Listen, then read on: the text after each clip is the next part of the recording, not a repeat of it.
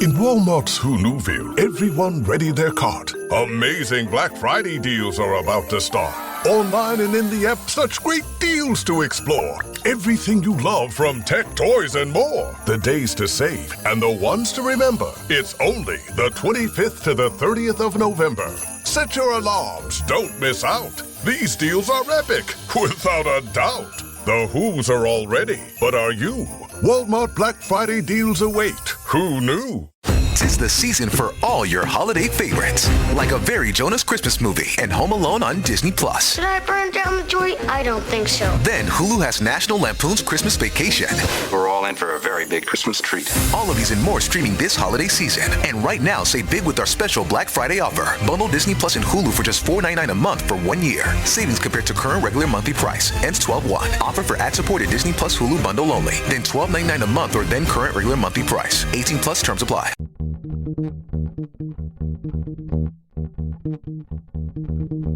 Hello, my name is Damon Friedman, co-founder and president of SOF Missions. As a 20-year veteran within Special Operations, I've gone through many challenges due to my military service and time in combat. We felt called to start SOF Missions to serve our fellow brothers and sisters in arms, focusing on suicide prevention and resiliency. Our mission at SOF Missions is to empower warriors to find purpose and be resilient. Since 2011, when we started the organization, almost 3 million men and women have deployed to Iraq and Afghanistan. Unfortunately, the scars of war take a toll on their psychological, physical, social, and spiritual health. Many veterans feel a sense of hopelessness and a loss of purpose when they return to civilian life. They feel isolated and alone, unable to reconnect. And in the greatest of tragedies, over 20 veterans lose all hope and take their own lives. Our goal at SOF Missions is to provide veterans the tools and resources so that they don't become a statistic. We offer a unique approach to combating veteran suicide through a whole health, intradisciplinary model. The Be Resilient program is a 4-pillar methodology that addresses the areas of psychological, physical, social, and spiritual wellness. We provide care through 3 delivery methods: medical clinics, retreats, and educational training. Since we started back in 2011, we have been able to reach veterans in all 50 states and have served over 3,000 veterans through the Be Resilient program. Being resilient is a multifaceted and complex issue. We know that to find a lasting solution, we have to address the whole warrior. Many challenges cannot be solved by providing the treatments and modalities of just one component, but by tackling them all. Now, we've expanded our services to include law enforcement and first responders. Together, we can make a lasting impact in the lives of warriors across the nation. To learn more, visit our website at sofmissions.org. All right. Welcome back. Misfit Nation, the Misfit Nation Show. We are a show founded by a veteran and hosted by 2 veterans and a military spouse. Our mission is to get people to tell their stories to the world. If you're an author, share your tips with the Misfit Nation. If you're a musician or an actor, our audience needs to know how they too can get into the business. Coaches, we love our coaches. Come on and share your tips with the Misfit Nation to help them become better versions of themselves. If you are a corporate leader or an entrepreneur, come on and show how you did it and how hard you have fought for success. If you are a veteran, first responder, or Gold Star family, we would love to have you come on and share your story with the Misfit Nation. We always have time for you. If you're feeling down, alone, or starting to see the darkness, stop. Think about those who are around you. You are not alone. You will be missed. If you feel like your problems will be a burden to those in your inner circle or feel embarrassed, dial 988. If you are a veteran, take option 1. We need you to keep pushing forward. Don't make a permanent solution to a temporary problem.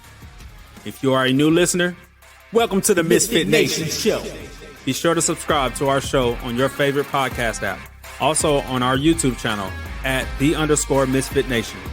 subscribe and click the bell to keep you up to date on our latest episodes and all of our news. You can also find us on Heroes Media Group and About Face Radio. Now, let's get to the show!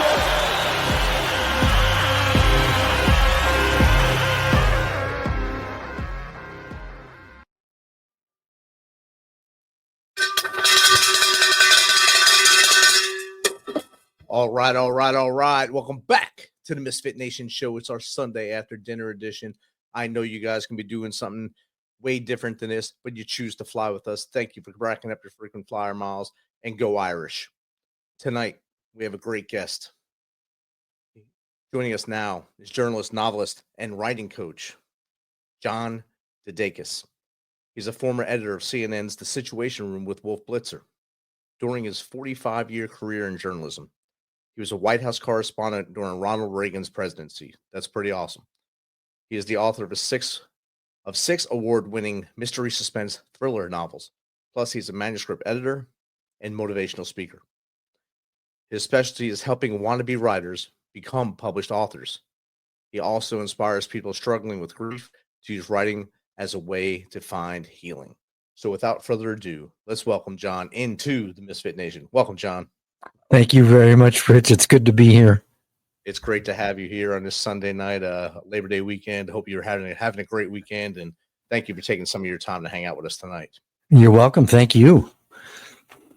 John, I just gave your basically your elevator speech. If you don't mind, give the audience a little bit more of meat and potatoes about John from as far back as you want to go to what we're doing now. Well, I mean, I'm very impressed with your open and quite in line with your emphasis on finding hope, given how hopeless some people feel. And, I can relate. I mean, I was suicidal probably when I was 19, 20 years old. The Vietnam War was a big deal back then. I was number 14 in the first draft lottery. Wow. Not really interested in going to Vietnam. And I didn't come close to killing myself, but I thought about it. And that's what got my attention. And I stepped away from it. However, my older sister did take her life in 1980. And so I've been around it. And I liked the comment about don't let a major, or I can't remember the exact quote, but it was something like, don't make a choice that's forever when it's only a temporary problem. And that's the thing with suicide. At least it was the thing in the way I was thinking. It was tunnel vision. You're only thinking of yourself and the meaningless of your situation, and you're not realizing that other people will be affected. And that was certainly the case when my sister took her life. It was, she had tunnel vision, and, for her reasons, she thought it was the right thing to do. And she was only 38 years old. So fast forward a little bit, I did have to go into the service. I enlisted to avoid the draft because that way I'd have more control over what I'd do. And one of the things I teach my writing students is that life doesn't turn out the way you expect. In journalism, it's a story. In real life, it's often a crisis. But in fiction, it's a plot twist, and we all have them. And in my case, I got orders to Vietnam, but 2 weeks before I was to ship out, my orders were changed to Germany. And I spent the next 2.5 years at the headquarters of the American Forces Radio and Television Network in Frankfurt, Germany, doing interviews for a special events radio unit.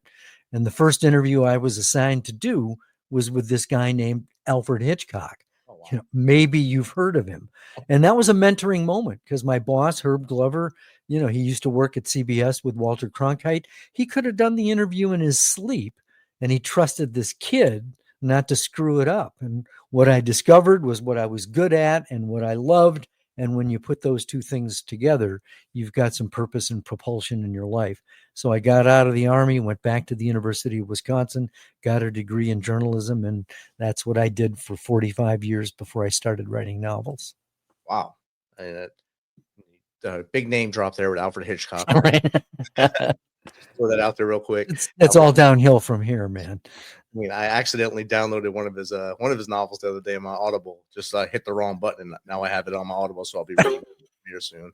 So it just coincides with this. That's pretty awesome. Why is this called Misfit Nation? Help me understand that. Right. Misfit Nation stems from my platoon when I was in Afghanistan, 2010, 2011. We were called the Misfits because everyone in my platoon came from other places, other units. Other units were either overflowing or they didn't have use for these soldiers, so they all sent them to me. So it was the Island of Misfit Boys. And we took the name the Misfits and later on called it the Misfit Nation. That reminds me a little bit of my first day in the Army. I was at in Minneapolis, and it was the intake, and they put us up in a hotel overnight before they shipped us off to Fort Lewis for basic training by train.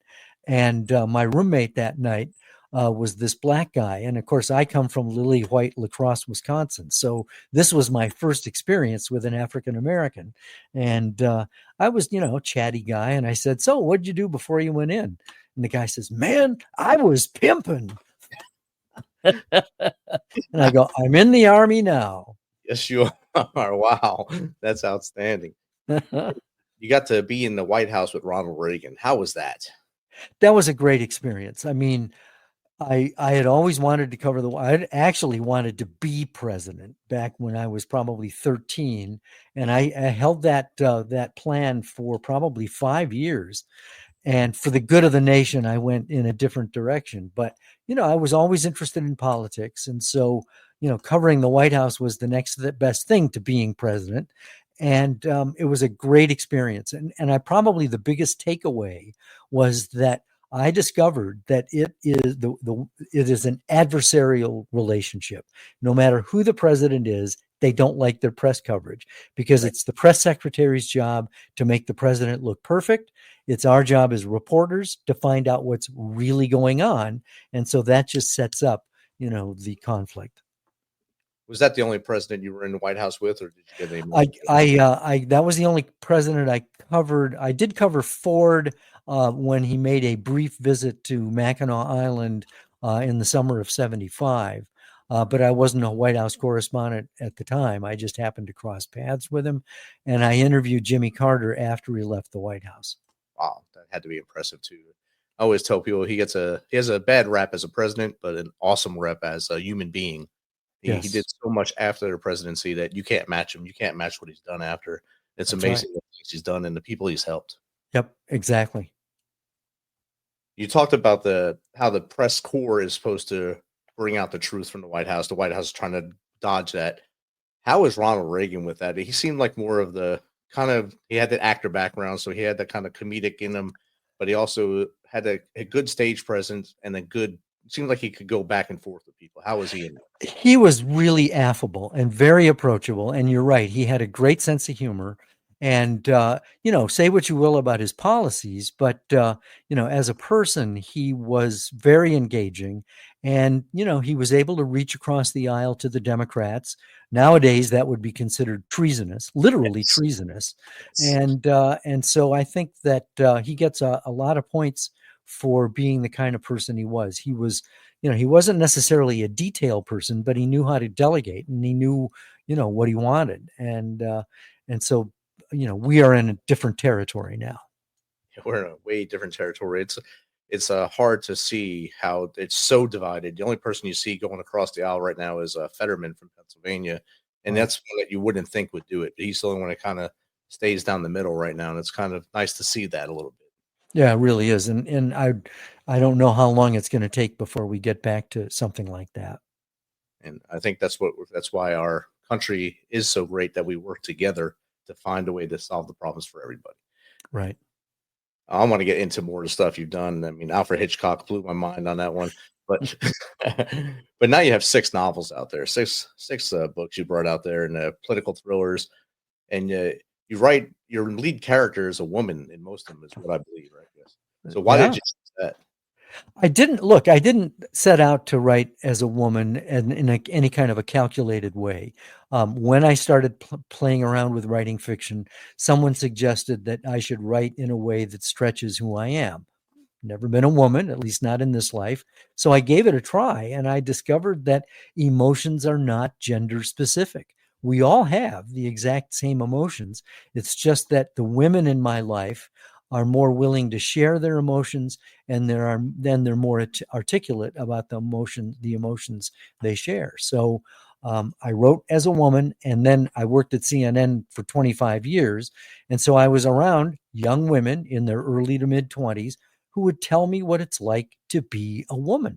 And I would ask them questions, and they'd tell me what it's like, what their, romances are like, their careers, their families, all that stuff. And I'd learned quickly that it's different. And here's one quick insight I got. There was an anchor I worked with who was beautiful. And I remember asking her, what's it like for guys to come on to you all the time? And she said, I can tell in the first 20 seconds if I'm safe. And I never have to worry about being safe in a conversation. And that's when I realized at least one little nugget is that being a woman means playing defense. And so it was little tidbits like that I picked up that gave me empathy, I think, for what it's like to be a woman. And then many of these women became beta readers and read early drafts of the manuscript to tell me what's not working. Oh, you're muted, I think. When you made Lark Chadwick as the lead character, did any of your coworkers, any of their traits go into Lark, or was it just off the cuff? Yes and yes. and to be honest, she's a lot like me. I mean, Lark has anger issues. She's impulsive, and I know that really well. So so I drew from that as well. I mean, any writer will draw from personal experience. Characters are composites of people different traits that you bring together. So sure, all of that is wrapped up in who Lark is. Awesome. Before we get deeper into the books, we got a question from the audience. This is from Jake Holland. He's one of our hosts of our Tuesday show. What's your opinion on how the press treats the current administration? Thanks, Jake. That's a very good question. And I don't know if we have enough time to go into it because the press and the media make it sound like it's a monolith. Media is plural. And you've got a lot of different news organizations that are out there. Typically, you've got, the front row is the Associated Press, Reuters, the major television networks. The second row is probably the New York Times, the Washington Post. Now they have instituted what they call new media, and that is a rotating thing. And so, right inside the pocket door to the lower press office, someone representing new media is sitting there, and they're usually asking softball questions of the president or the press secretary, whereas the mainstream media is asking the nuts and bolts questions about, what's going on, why did he do this, how does this square with that. It's holding the power accountable. And so it's a complicated answer because there are so many facets now to journalism. It's changed significantly even since I was there. I mean, I was covering Reagan in the late 80s, and I left CNN in 2013 when I was one of Wolf Blitzer's editors. I was at CNN 25 years. And even since then, journalism has changed. And probably the biggest change is what they call influencers. These are citizen journalists. Many of them have never been to journalism school, don't have a clue what journalists do. They have hundreds of thousands of followers, and there's no editor on their shoulder going, where'd you get that? How do you know that's true? They're just slavishly articulating a point of view. And that's true on the left and the right, by the way. And so it's the Wild West out there in journalism now, even though there are still reputable news organizations with editorial oversight, the Associated Press, Reuters, New York Times, just to name three, where they are doing their best to try to fact check, try to add context and depth. You can get the news, and my suggestion is turn off the TV. Don't watch CNN, MSNBC, or Fox. Read it. Read the facts. and then make up your own mind. I was at a writers conference and a woman shook her finger at me and said, you're nothing but fake news. And I said, where do you get your news? She said, Breitbart. And my jaw dropped because Breitbart makes it up. And she said, before I could say anything, she said, well, I have to have my opinion reinforced. And I'm going, no, you got to have your opinion informed. And then, go to wherever you want to have, to get analysis or, reinforcing whatever opinion you've got. But, we can't even agree on what the facts are now. And that's a shame. That's really a crying shame. It's horrible. And you talked about how the influencer or the new media is put off to that little side area. I cover a NASCAR race here in Nashville every year with the show, and they kind of put me in that corner like they put baby in a corner. So all the big wigs are up in the oval room there, and then I'm in the side room with no lighting. I have to step out into the light so they can see me. Yeah, but the new media gets the first question in a briefing. So they're not just anywhere. They're really very close to the action, and they're getting deferential treatment. Outstanding. I think that's awesome. Because they're not asking challenging questions. Right. They get to warm up the news of the correspondent's office. The press secretary, to get to warm her up, or the president if he's there as well. Right. Yep. So now we'll get back into the books. You have 6 of them on here with the Lark Chadwick series. We got Fast Track, Bluff, and then Troubled Water, Bullet in the Chamber, Fake, the Lark Chadwick mystery, and then Enemies Domestic, which is your newest one. That's right. That's amazing to get 6 out of the series. I'm as surprised as you are. That was my next question. Did you think you'd have 6 when you wrote the first one? I had trouble getting 1. It took me 10 years to get the agent that I've got. It went through 14 major revisions, and she's the 39th agent that I queried. And we were still together after 20 years. I just wanted to get a book in print, and it took that long because I was making mistakes and getting rejected. And so after a while, you begin to think, well, I could do this, I could do that. And so by the time I was on the cusp of getting my agent, I was already starting to write Bluff, and had ideas for the other books. Wow. That's something you probably get to teach other writers when they come to you for mentorship. It's not an easy path, no matter how you do it. Even if you do the self-publishing thing, it's a very mainstream now, I guess, with Amazon or Ingram Spark. You can just write your own stuff, throw it on there. A lot of people don't even get them edited; they just throw it on there. Oh man, yeah, it. When I would go to a writer's conference right after I got published, somebody would come up to me and say, here's my 150,000 word tome. Give it a quick read and tell me what you think. Well, with me, there's no such thing as a quick read, and it needs work isn't really going to be helpful. So I monetized it. And because I'd made so many mistakes, I'm able to sort of, deconstruct the process and help people to navigate it and see it first from 30,000 feet. And then we drill down and go deeper so that you can, get good at the different moving parts that are involved in the process. You mentioned earlier about the influencers as well, the ones who just throw stuff out there. They'll put a picture behind them, like a green screen of an activity that's going on, and then they'll give what they believe is the right opinion on there. How do you believe that social media is actually changing how we do things? Is it a blessing or a curse? And how about artificial intelligence involved with that? Well, you're throwing a can of worms in here, aren't you? Look, let's get one thing straight. Social media and artificial intelligence are morally neutral. In and of themselves, they're not a problem. The internet is great you and I are talking over the internet. That would never have been possible without it. And so there's tremendous reach that exists when you have that kind of opportunity. I wish that it had existed when I was a reporter, because it would have made it easier to interview people. It would have made it easier to get information.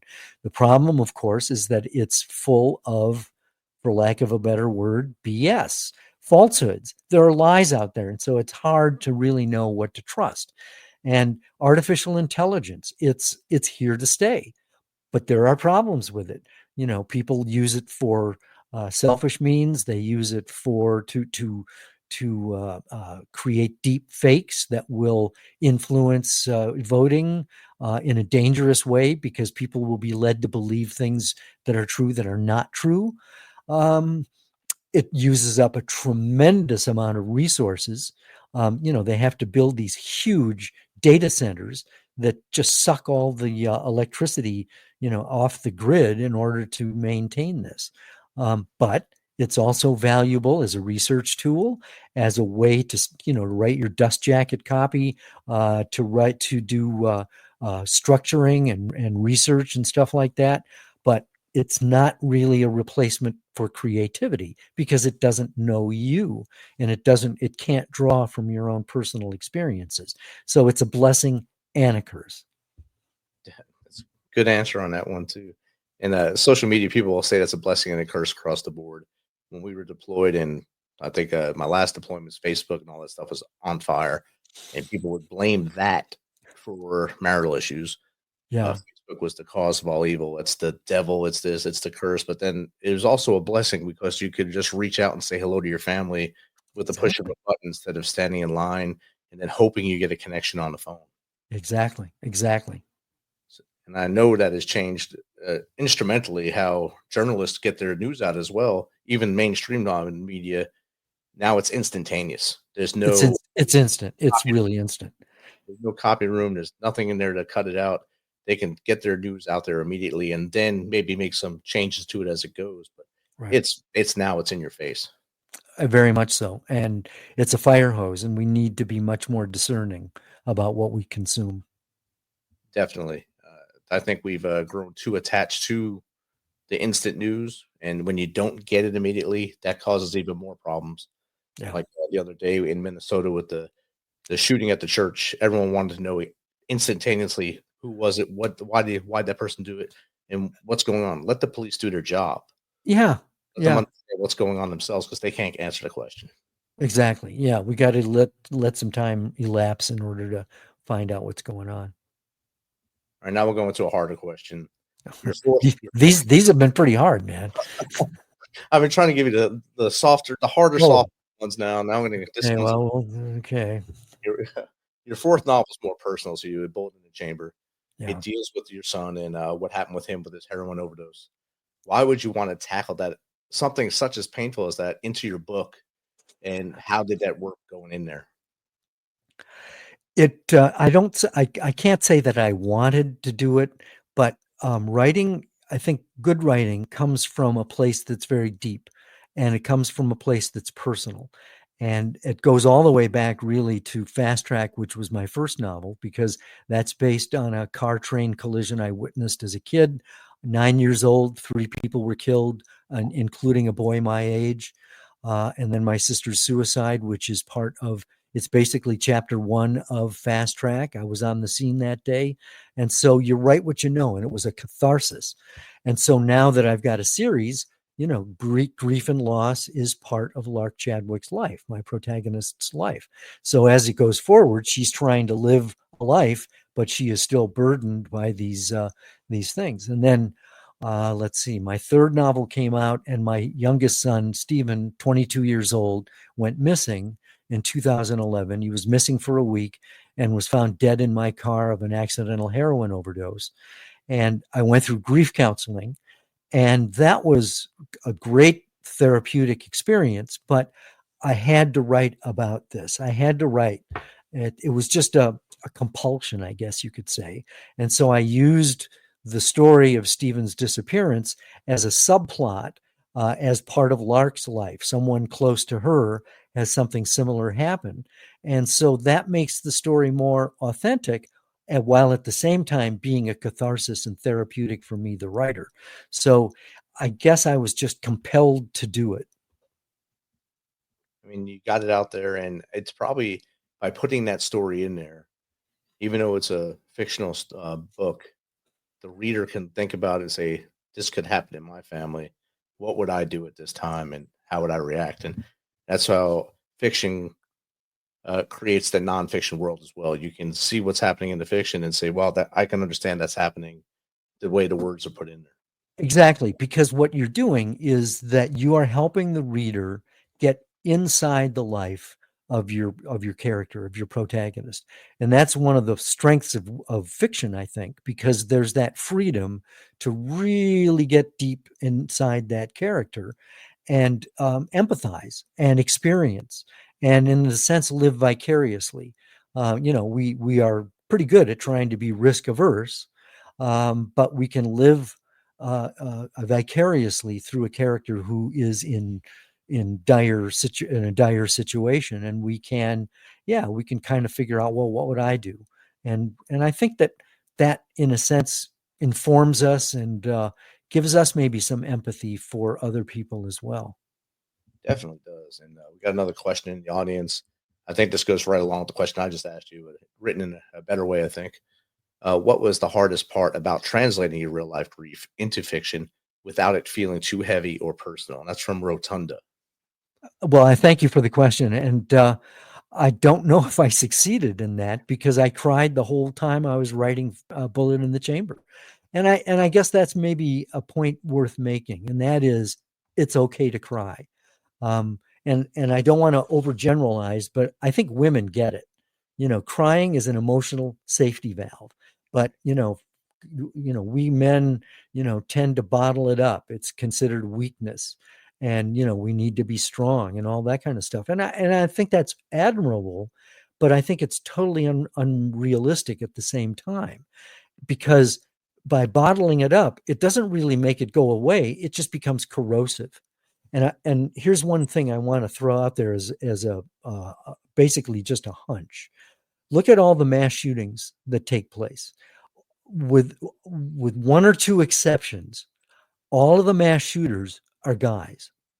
And my hunch is there's a lot of unresolved grief and anger going on there, so that by the time it makes its appearance, the tears have become bullets. My argument is, especially for men who are feeling at wit's end, the world is turned against them, the walls are closing in. You really need to realize that you can't fix this all by yourself. There is no shame in getting help. There's no shame in being able to talk about it, emote about it, because a counseling situation with a professional, with a trained professional, is a safe place. This person is not emotionally invested in you, and you're not emotionally invested in them. It's not, you don't risk ruining the family or friendships because of it, and you can really unburden yourself. And I'll give you one quick example. I was early in this grief counseling situation, and I said to my grief counselor, there's something I need to tell you. And the only other two people I've ever told this to are dead. And she flinched, and I said, that's not why they're dead. And she relaxed, and I was able to tell her. And it was a major burden that was lifted that I'd been carrying around for years. And it was tremendously freeing. And there'd been so much fear wrapped up in sharing that. And once it was out there and we were able to analyze it, I realized that whatever it was that I was afraid of that was going to happen didn't happen. And I think it was like lancing the boil. And I was able to move on with my life, move forward with it to the point where, after 2 years, she basically said, you don't need me anymore. Have fun with your writing and keep in touch. Wow. That's awesome to see that it was able to help you get the therapy through writing that I think a lot of people do just by telling their story. Kind of helps people. That's why we started this show, to get people to tell their story. Absolutely. The pressure off their chest and maybe be with us a little longer. Yeah, absolutely. So with that, what would you say to, like, our audience is pretty heavy on the veteran side or first responder side, and a lot of them have stories that they think don't matter to anybody. What would you tell that person right now who feels they don't have that interesting story to tell, but they should probably put it on writing and maybe get it out there?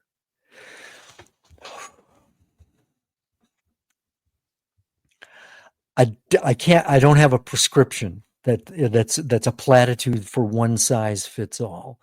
I did some interviews with my dad's World War II unit at one of their reunions. And, these were guys, this is the greatest generation, right? They went against Hitler and at a time when the world was really in trouble. And, they saw some horrific things and they didn't think anybody else cared. They didn't think they cared. When my dad came back from the war, my mom told me he cried for a week. And I think she's the only one he ever really told everything to. I did a sort of an interview with him, a sort of a living history interview with him. And I heard some of the old stories, but he cried a couple of times telling me some things that he hadn't told me before. And I think that here's one here. I'll throw out a couple of ideas. One is that when you write, you don't necessarily need to write for anybody else but you. Poetry is helpful. Just writing it down can be helpful. Art can be helpful. Music, any other outlets to get this stuff out. There really is, I think, comfort and healing when you do share the story. And you could, here's another suggestion, do it a little at a time and see if there's interest and see if anybody asks follow-up questions, because you're kind of dumping something on them, but if they care, and not everyone does, but an empathetic, open-minded person will ask follow-up questions, and that's giving you permission, to go deeper. I remember I'm just kind of after my wife's mom died. I remember her saying something, and I think this still applies in any kind of a grief situation. She said, "I'm afraid to cry because I don't think I'll ever be able to stop." And I think that's a real feeling, and there's a tremendous release when you do that. You will stop crying, but at first there's that fear of just kind of coming apart completely. But look, I'm talking to guys who are way more courageous than I am. You faced life and death situations, and I haven't, not really. But the interesting thing about fear is that it exaggerates. And I apologize for taking a long answer, but this, I think, is relatable to especially a military audience. I have what you call the fear continuum. There's recklessness. That's the absence of fear. There's caution, which means counting the cost. There's no shame there. Can this kill me? Can I lose my health? Will I go bankrupt? We all go through that. There's cowardice. That's knowing what you should do and freezing and not doing it. And then there's courage. But the interesting thing about courage is that it's not the absence of fear. I mean, the guys who stormed the beaches of Normandy, were they afraid? They were terrified. And you were probably terrified when, you were facing a life and death situation. And how did you deal with it? You went forward anyway. You harnessed the fear. Now, you've already done this in a life and death situation. Talking to a nobody's shooting at you when you're going to a counselor. You've already been through the worst. So just remember what that felt like, harness the fear and go forward, because, there's nothing worse than what you've already gone through. That's great advice right there. And Misfit Nation, remember, like John just said, you've been through a lot worse than you think you have. And you faced an evil that many people don't have to face in their lives. You can't keep pushing forward. And while talking, 2 questions popped in. See if I get them right here. This is from @356 Run It Back. After 45 years in journalism, what lessons carried over into writing political thrillers? Thank you, 356. Well, writing, there are certain things about journalism that definitely carry over to fiction. And this has nothing to do with politics and everything to do with writing. And that is, whether you're working at a newspaper or working in broadcast, you only have so much real estate and you only have so much time, which means you have to write tight, you have to write efficiently, and you have to write fast. And writing fiction, well, I put that fast part out. I've got procrastination nailed. It's taking me like 2 years to write a book. I could do it faster, but why bother? But it has helped me write succinctly. Journalism is also storytelling. It's about real life, and probably the thing that makes a thriller thrilling is the ticking clock. I mean, I used to deal with the ticking clock every day, all the time. Is this going to make it on time? And in thrillers, is the bomb going to go off? Is the world going to blow up? And so you're putting a character in a deadline, life and death deadline situation. And so what you want to do is to write in a way that will cause the reader to turn the page as opposed to turn out the light. You want to have high stakes. Lives are at stake, jobs are at stake, relationships are at stake. You want to keep that pacing going. You want to end a chapter making the reader want to know what happens next. So you don't want to give away stuff. You want to add anticipation to the story. And that's real life. I mean, that's what's so cool about writing fiction. It's just like living. There are settings, there are situations, there are stakes, and you move forward without knowing how it's going to turn out. Life is improv, and so is writing.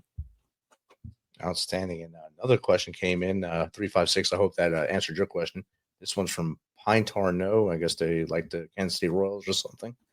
For someone dealing with loss, how can they start writing as a way to heal, even if they don't see themselves as a writer? I think you hit that's an excellent question, because there are so many people who don't consider them writers. Many of them are best-selling authors.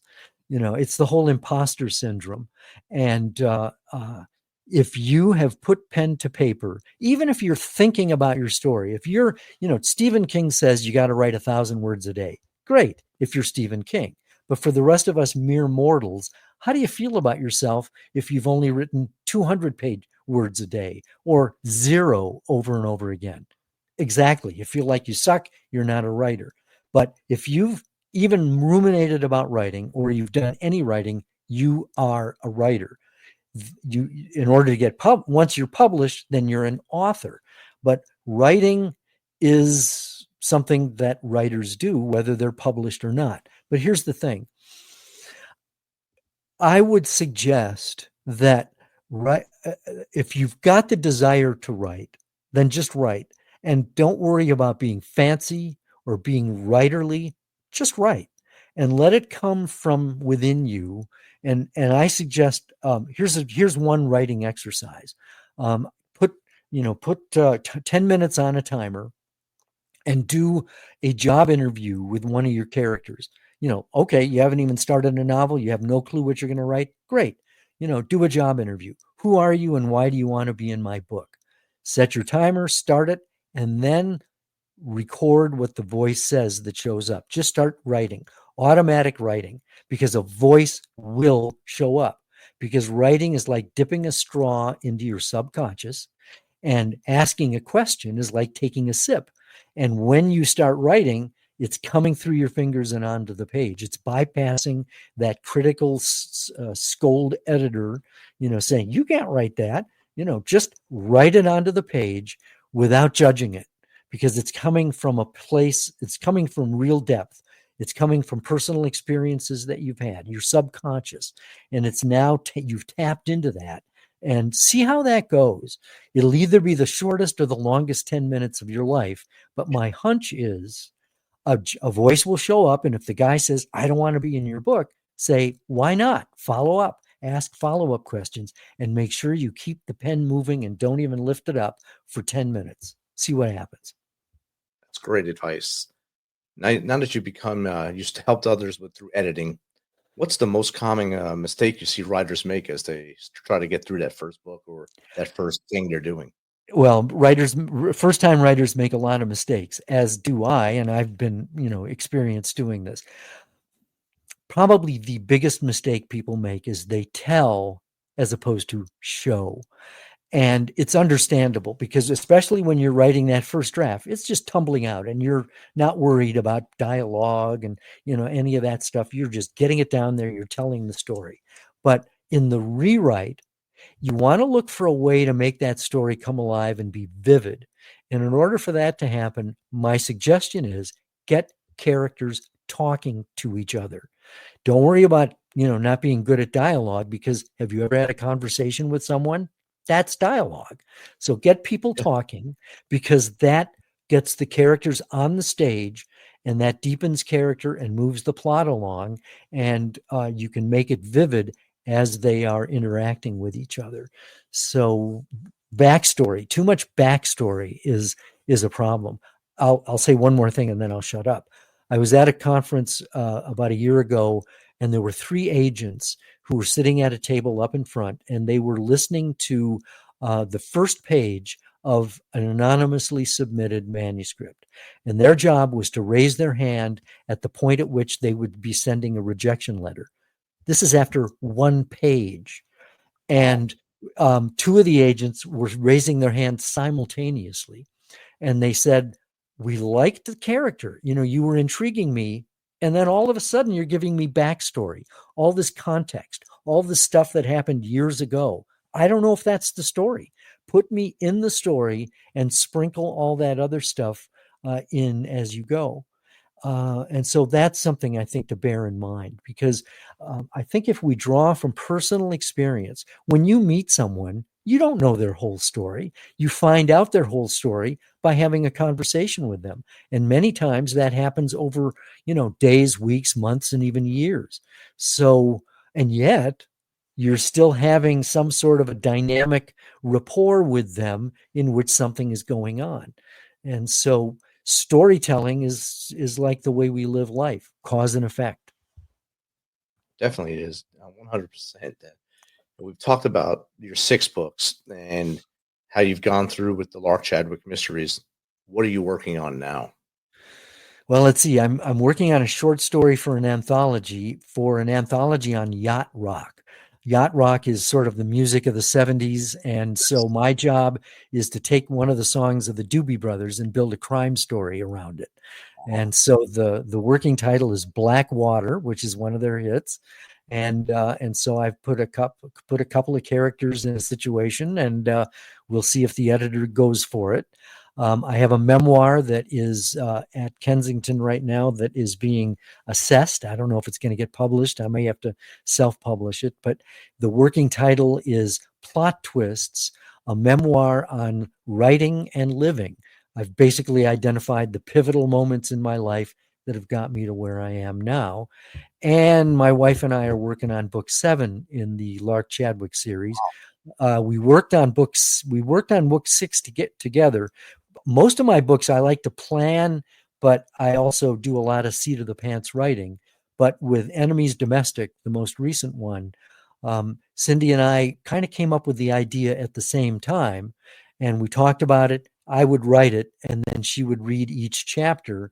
And the process was despair because of the empty page, writing, getting the characters talking, victory, I got something done, taking it up, showing it to Cindy, and then we're back at despair again. And so that's the process. And so we're working on book 7 that way too. It's outstanding. There's a lot of things going on at once in the yacht rock. I've been watching a lot of videos online of people turning in old classic rock songs into yacht rock and old country songs into yacht rock. And just the process of doing that, just funny listening to them turn them into yacht rock songs. I think it's just a great new medium, I guess. It is. Yeah. Yeah. We got a question from Old Man River. Old Man on River. Your journey. Wow, this is great. Your journey to finding a literary agent took a decade. What advice do you have for writers facing that rejection? Take my class, because if you take good notes, I'll save you 9 years in the process. It need not take 10 years. And Rich, as you mentioned, there's self-publishing, and there's no shame in that. It's much more available now than it was when I was starting out. If you want to get your book out there tonight, you can upload it onto Amazon. It'll suck because it's riddled with typos and it's flabby and all those other things. But, it is now more than ever, it's possible to get a book published. But what I recommend is that you try to go the traditional route and get an agent, because that will bring your writing to a professional level. And so I suggest going to writers' conferences. That's where I met my agent, because writers' conferences usually are attended by published authors who are teaching classes and on panels talking about the craft and the business of writing. Agents go to these places looking for clients. You have opportunities to pitch them, and you're around other people, because writing can be a very solitary experience. And so being around other people helps you realize, whoa, I'm not as alone as I thought I was. But bottom line, do your best about getting better and learning from the mistakes you make. Get that critical feedback from someone who's objective about reading what you're writing, and then just, listen to what they say. If they say, I didn't understand what was going on page 200, you don't want to be that guy that goes, well, if you'd been paying attention on page 5, you'd understand. Just don't be defensive. Be, open to correction and learning. I mean, anybody who's gone through basic training knows that trick. Learn constructive criticism very quickly, or you leave. Or else, right? It's the or else portion, yes. Yeah. I'll take one last audience question. This one is from Liz Was Here 43. Looking back, I love these names. I'm always guessing what they're supposed to mean, but yeah, really. Looking back, what's been more challenging, covering real world breaking news or creating fictional worlds that resonate with truth? They're both challenging in different ways. If you're covering real world breaking news, the challenge is to find out the facts. And journalism is it's about trying to find the truth, but it's not the big T, capital T truth of, what's the meaning of life. A day-to-day story is it's truth that's like the little mosaic, the tile in the mosaic. And so the challenge is on deadline to find out what the facts are, knowing that you're only getting part of the story. And so that's a challenge. The part about writing fiction that's hard is making it up. But it's very freeing. And it was hard for me to give myself permission to make it up. But once you make it up, writing fiction, man, you've just tapped into something really powerful. And the challenge is stopping, I think, because once that genie's out of the bottle, man, it's there. It's hard to cap that bottle back up, and once you have the bug, it is hard. I didn't know I could write until I wrote a self-help book by accident during COVID. I was just writing stupid stuff on Facebook, and my daughter told me I should put it into a book, so I did. Good for her. It always takes somebody else, it takes somebody else, because we are great at talking ourselves out of doing stuff that we're good at. Yes. And she said she was my editor too. So because she already had a book published by this time, and she's now working on getting her second book published. Very proud of the things she's doing. And my daughter was the same way. She actually now has a PhD in creative writing, but when she was still, a high school student, she read one of my early drafts, and she's this, snarky kid. And she wrote in the margin, SEW is for needle and thread. SOW is for seed, Mr. Copy Editor. Oh, wow. Gotta love it. I know. That's outstanding. Yeah. So John, we blazed through 50 minutes here, 52 minutes. It's gone very, very fast. You gave us a lot of information, a lot of great things. And thank you. Still, Alfred Hitchcock is still in my head. Ronnie Reagan's in my head. Jimmy Carter's in my head. Your six. You've done a lot of amazing things over your career. Well, I'm old, man. You're old now. So it's a big thing now. How does someone get in contact with you if they want you to be on their show? If any of my listeners have shows and want you on there, or just to pick your brain? Absolutely. The best way for everything, one-stop shopping, is my website, which is my name.com, johndedakis.com. It's one of those tricky Greek names, as I'll spell it. JOHN, D as in dog, E, D as in dog, A, KIS as in Sam.com, johndedakis.com. And that's for those watching this on video. It's going across the bottom of the screen right now. It's also in the chat. It will be in the show notes for those who get this on audio later. John, one last question I'll ask you before I let you off the hot seat. I ask my audience this question, my guest this question before I let them go every night. What's 3 things the Misfit Nation can start doing tomorrow to make them better people? Breathe. That's number 1. Take a breath, because we spend all our time regretting the past and fearing the future. And I think we're most effective in the moment. Just take a breath, and another and another. That's number 1. It's another suggestion. This is just a suggestion. Start a journal if you don't have one. Just start capturing those thoughts and fears and issues, and, just start getting it down. It's just for you. 3, if you've got, a mental health crisis, if you feel the walls are closing in on you, get help. Really reach out to a professional, and don't be afraid. I mean, it's okay to be afraid, but don't let the fears cripple you. That if from being in the foxholes and the trenches and all that kind of stuff, that fear can be paralyzing and it can cause cowardice, and you're not a coward. You have lived through and faced worse fears than what you're going through now. And so my suggestion is to harness the fear and move forward. Take that hill, which is not nearly as daunting as what you've already been up against. Talk to somebody who can help you help yourself. Outstanding. Those are 3 great things. Misfit Nation, write them down. If you need to go back through the show and listen to it again, get those 3 things down. Those are the 3 good ones. And like John said, get the help you need. John, thank you for hanging out with us tonight on this Labor Day weekend. It's been awesome chatting with you. I learned a lot tonight. I know the Misfit Nation garnered a lot of information from you as well. Thank you for sharing your journey with us. Oh, man, you're welcome. Thank you, and thanks, everybody, for your questions. Outstanding. Misfit Nation, thanks for being active tonight, and thank you for hanging out with us instead of just watching the games or NASCAR or whatever you could be doing tonight. This has been awesome. Like John just said, a day tomorrow with you is better than a day without you. Get the help you need. Call 988. It's not just for the military. It's for everybody. If you are a veteran, take option 1. Otherwise, follow the prompts. Get the help. If you don't want to call them and you feel embarrassed to call them, reach out to us. info@themisfitnation.com, Steven@themisfitnation.com, or Jake@themisfitnation.com. We will get back to you. We will call you. We'll sit on the phone until help gets there. We don't want to lose you. Be with us, and we want to see you Tuesday night. Have a great night, Misfit Nation.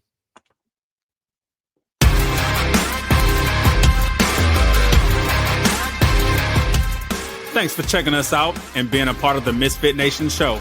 Don't forget to visit our website at themisfitnation.com. That's themisfitnation.com. Check out all our past episodes and get some of the great Misfit Nation gear for you and your family. As always, be humble, stay hungry, and keep hustling, because we are Misfit Nation. Misfit Nation. Hey, Ryan Reynolds here. Wishing you a very happy half-off holiday, because right now Mint Mobile is offering you the gift of 50% off unlimited. To be clear, that's half price, not half the service. And Mint is still premium unlimited wireless for a great price. So that means a half day. Yeah? Give it a try at mintmobile.com/switch. Upfront payment of $45 for 3-month plan, equivalent to $15 per month required. New customer offer for first 3 months only. Speed slow after 35 gigabytes if network's busy. Taxes and fees extra. See mintmobile.com.